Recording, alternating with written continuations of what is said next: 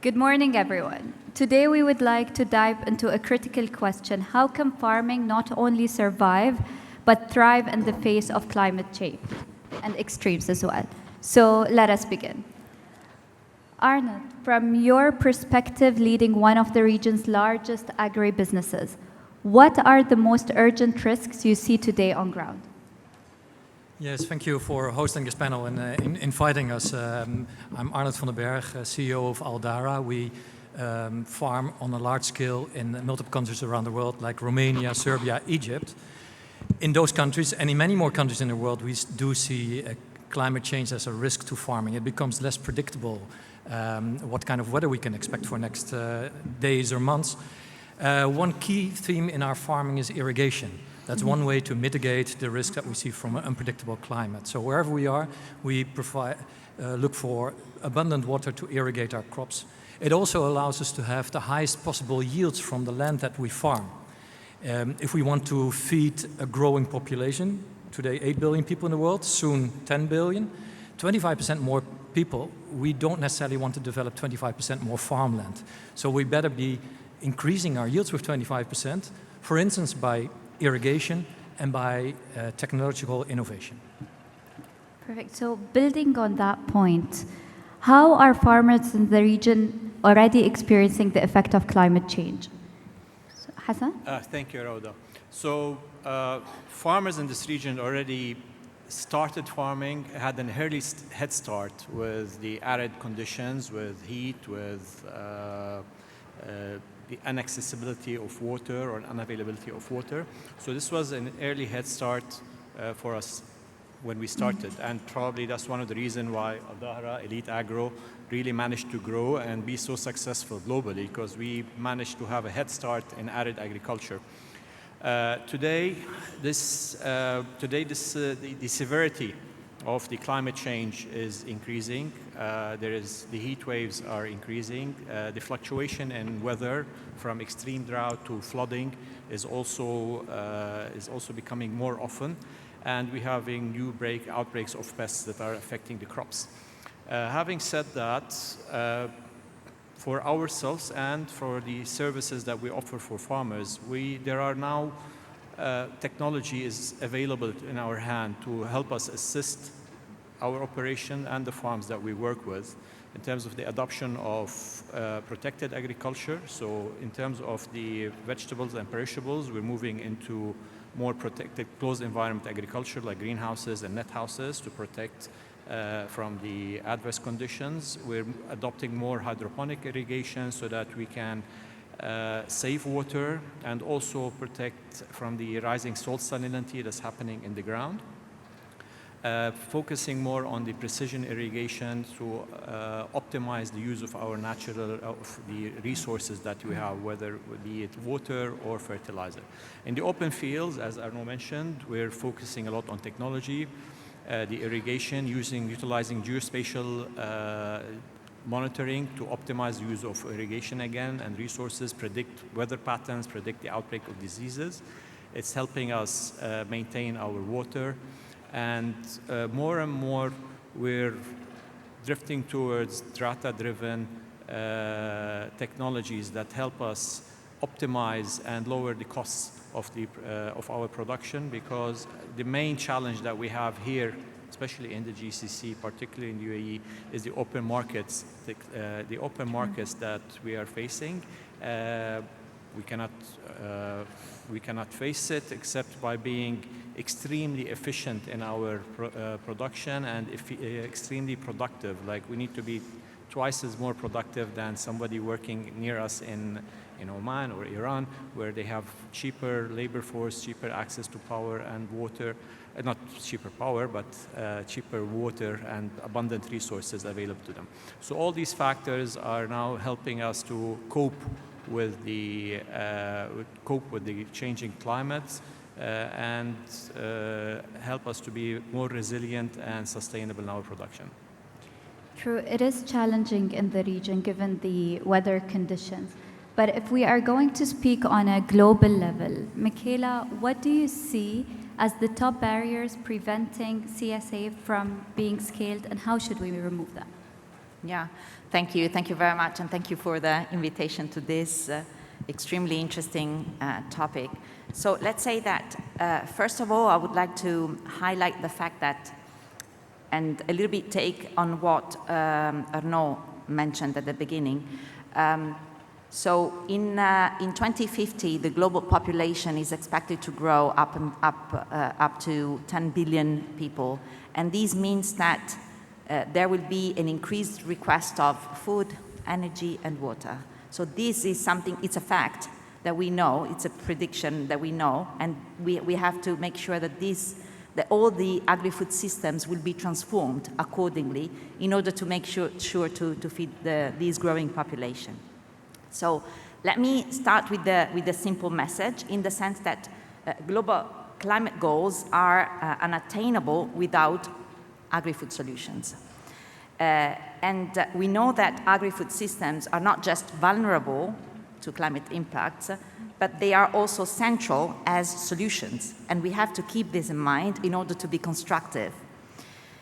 Over the past decade, a quarter of disaster impacts and 65% in the case of droughts, unfortunately, have been absorbed exactly by agri-food systems. So this means that it's essential to start working on agri-food systems. If I have to highlight a couple of barriers, of challenges that we need to address, I would start, one, it's connected to policies. So countries are beginning to recognize the role of emission reduction through their sustainable agri-food systems. 9 out of 10 have included agri-food systems as priorities in their climate mitigation and adaptation goals and actions in the NDCs, but still a gap remains. So agri-food systems should be integrated more and better into national policies and NDCs, nationally determined contributions, in order also directly or indirectly to attract also funding, financial flow. And that's my second barrier, financial flow. There is a finance gap. So the amount of climate finance flow into agri-food systems are at the minimum with respect to their potential. So we know that between 2022 and 2023, overall climate-related development finance grew by 12%, and those related to agri-food, only 1% of this. So it means that despite agri-food system could address an important transformation, the attention from a political and financial point of view is still at the minimum of its potential. Thank you. The barriers you have mentioned prove the importance of gatherings such as this, because when it comes to regulations changing and all of those powerful messages, it's very important for us to address them in rooms like this so we can start and take action globally together.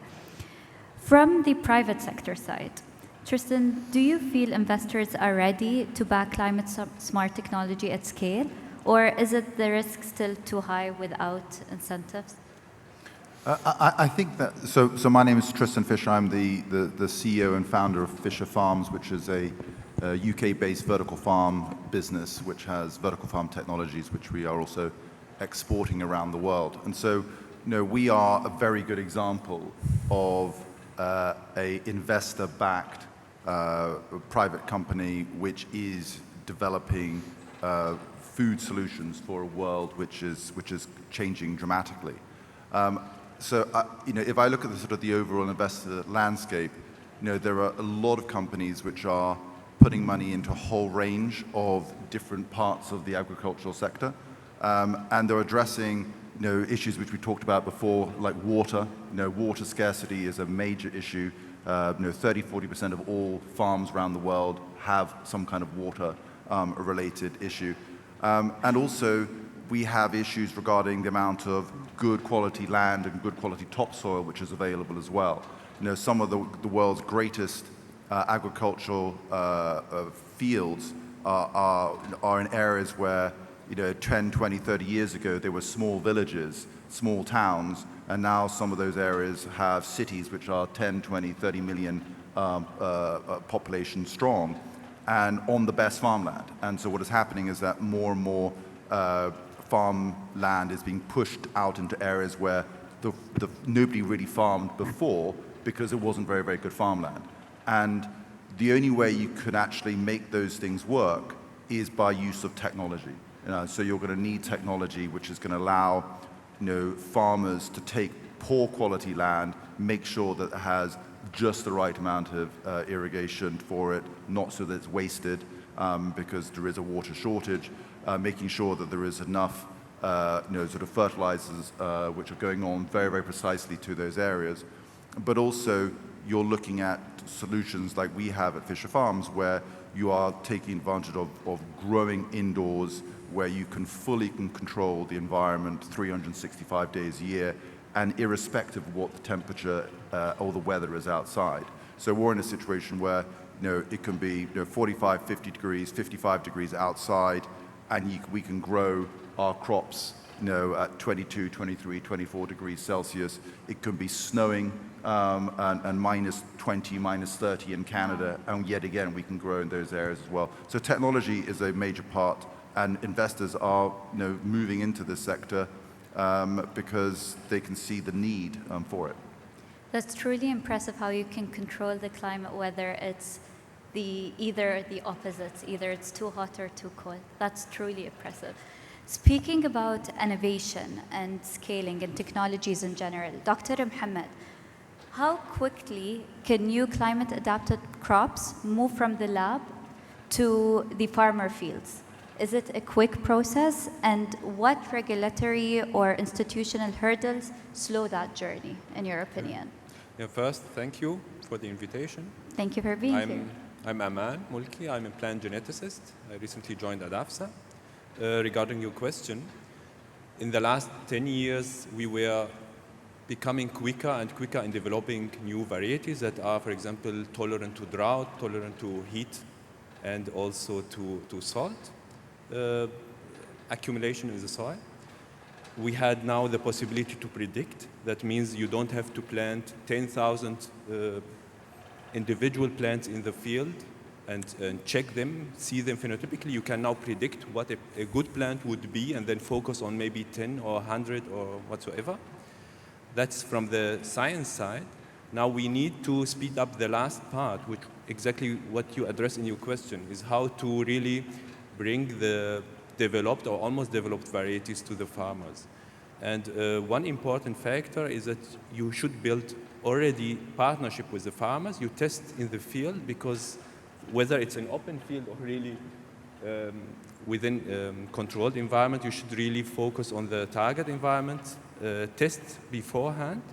And from the institutional side, there should be more ease up of the regulation, also thinking of the new innovations. Now we have CRISPR or CRISPR crops, so crops that are edited in a very clean way, so to say. You for sure everybody heard about this gene scissor, where you can precisely change, modify a piece of the genome and target specifically a region to create a trait or to get rid of an unfavorable trait. And those crops are already in the markets now. In the USA, we have this bitterness-less green salad. We have also tomato in Japan, where it's already available. So now, for the remaining countries, we should think about or rethink about our regulations. So there were tougher regulations for GMO, so genetically modified crops or organisms. Now we have a much cleaner way to reach our traits much quicker. And we should really, each country should think of how to regulate these new crops in a way that doesn't hinder innovation and doesn't slow down this process of make use of these new technologies. And very, very successful examples are around the world. We have to be quick so that we don't miss this chance. Some stories you hear from some African countries, for example, they allow the import of genetically modified crops, but the regulation delays sowing them inside the country. So it's kind of not It the is optimal clashing situation, in a way. exactly. So, yeah, with the new regulations to regulate crops coming from the new technologies, that will open the door for make the best use of these crops. True, how fast the technologies are evolving, and every day the labs are shocking us. With all of that, it's truly important that we keep up with that and not let regulations stop it, as technology is there to make everyone's life easier when used in the right way. So it's important for us to pause and to make sure that we accept change and that we let it affect our life in a positive way. If we will tackle into innovation and into scaling, how is Al-Dahra leveraging innovation, technology, and partnerships to transform agriculture and build resilience against climate change? We need innovation to grow our yields. So we are embracing innovation when it comes to seed technology. We do piloting in fields on micro pilots, on macro pilots to see what seed gives us the best yields. We work together with technology providers to have the right farm operating system so we can analyze our data and use AI to select what is the exact amount of fertilizer we need, the exact amount of irrigation we need, so we can grow more with less. And of course, we use all agri-tech like drones and the latest machinery. And all those things create a lot of excitement because they make for good pictures. But I also often like to call out just innovative or new ways of working, like no-tillage farming. No-tillage farming has been around for decades, but not applied across the world. But it requires a change of mindset, a change of machinery, a change of way of working to apply it. It's not so difficult, actually. No-tillage means you don't plow the land anymore. Well, in the past, you would prefer maybe to see beautiful black soils. With no-tillage farming, you get a mess because you leave all the residue of the farming, the stubbles, on the ground. And to change the mindset from these neat black soils to this messy soil is a big change. But this messy soil will cover your soil and protect from wind and rain erosion. So it gives more nutrients in the ground. It also keeps more moisture in the ground, so you need less irrigation.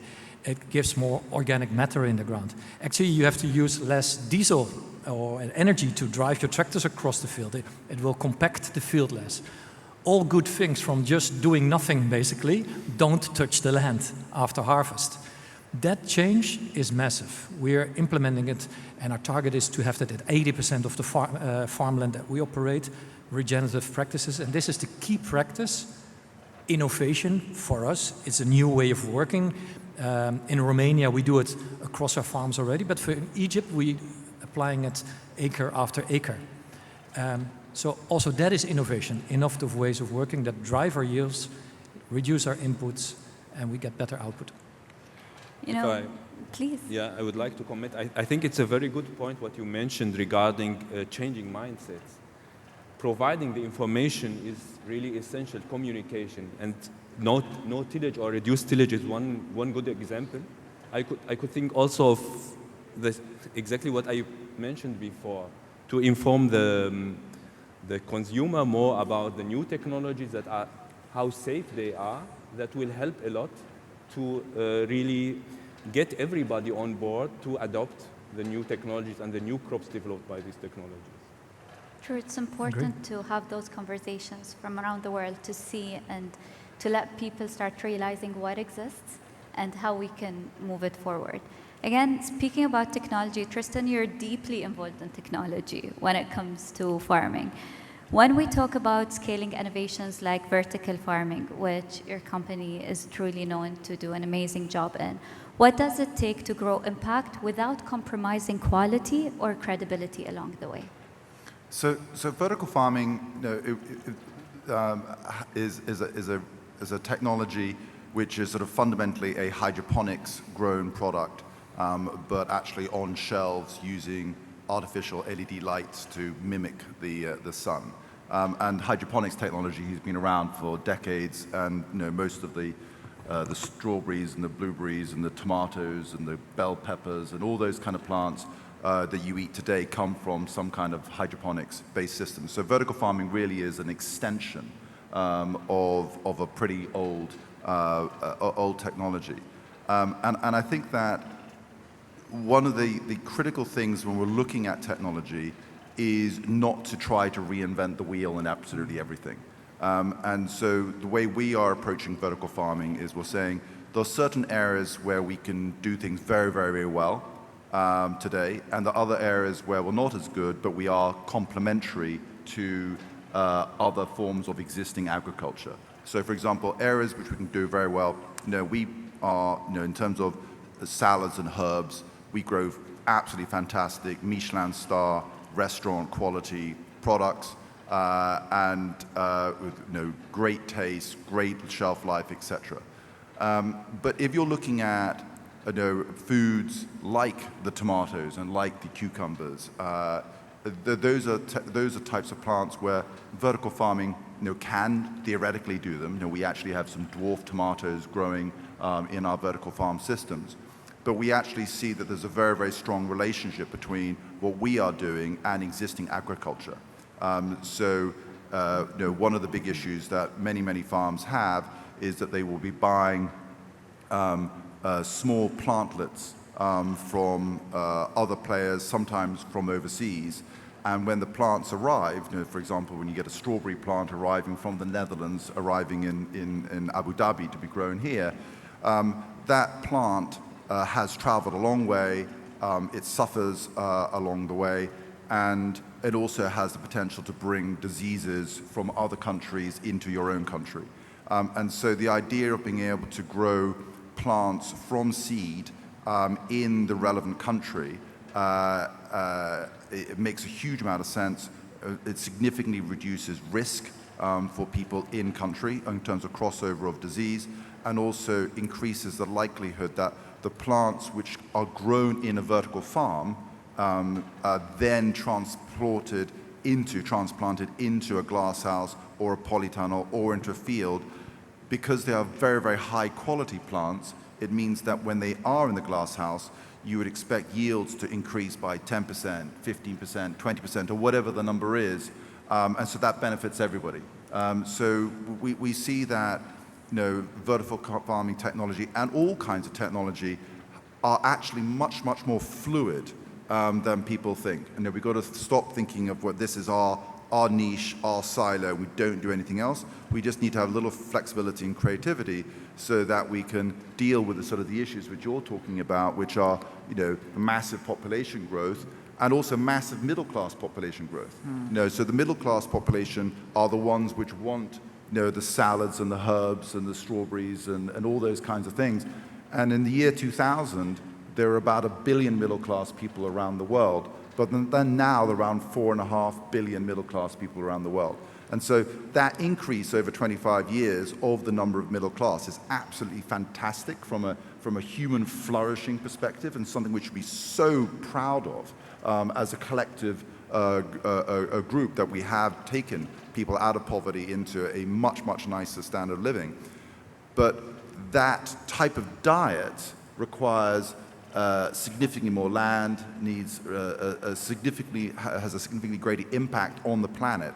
And so we need to be very clever about how we deal with not just population growth, but also middle-class population who have a significantly greater demand than those who haven't yet hit the middle class. Beautiful. When will I try the Michelin star salad? Well, you can come to the UK, and there are Michelin star restaurants even in London. You truly got me hungry right now. I need that salad. I'll take it as a promise next time I'm in London. Michela, how do we ensure a just and equitable transition in your perspective? Thank you. Yeah, thank you. Thank you very much. And Tristan was helping me in starting focusing on this, because we started with the social dimension. So inclusivity, equality, and agri-food systems is central for the just transition. So the importance of involving local stakeholders, governments, local communities, academia, private sector, marginalized groups. And it's important also to highlight that in agri-food systems, normally small scale, and of course I look at the growing population, but also the developing countries, also the small-scale farmers. So small-scale producers, especially women, indigenous people, and other vulnerable rural groups, are normally primary custodian of natural resources, but most of them have informal or customary rights to land and water resources. So they face important challenges, including limited access to land and water resources, barriers to education, for example, opportunities, and capacity also to adopt innovation and technologies that we've heard a lot about. So this means that it's important to look at the innovation technology part, but it's also important to look at the social dimension, which is those that will receive the technology and will continue implementing these technologies. Because otherwise, we may face situations where we bring a new technology, like it happened many, many years ago, 20 years ago, when organizations started transferring clean cooking solutions in Africa. And if there is not a hand-in-hand kind of training, if you go back 2 months later, you find that they use it for flowers. So the hand-in-hand and social, it's like train the trainers. They will be the trainers of tomorrow in the sense that they will bring up the policy of their governments. So social dimension is essential for a just transition. Beautiful. Speaking about that, I would really like to ask Dr. Mohammed, how do we make sure that all of those varieties we're seeing when it comes to climate-adapted varieties, how do we make sure it stays affordable and don't create dependency just on few suppliers? It's a very good question. It's a kind of tricky point.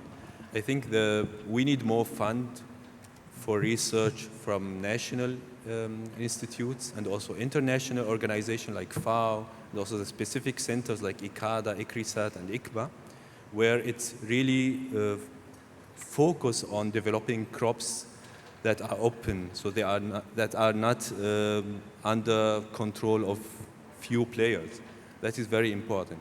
Another important point is that hybrids, so crops that are really doing very well, but you cannot use the seed for the next generation, we have to use them when it makes sense. We should not always think about use this kind of breeding scheme so that we control the seeds every time and the farmer has to buy it every season. We should, when it makes sense, it's fine. Of course, hybrids, they can produce more, for example, in maize, in corn, that is proven.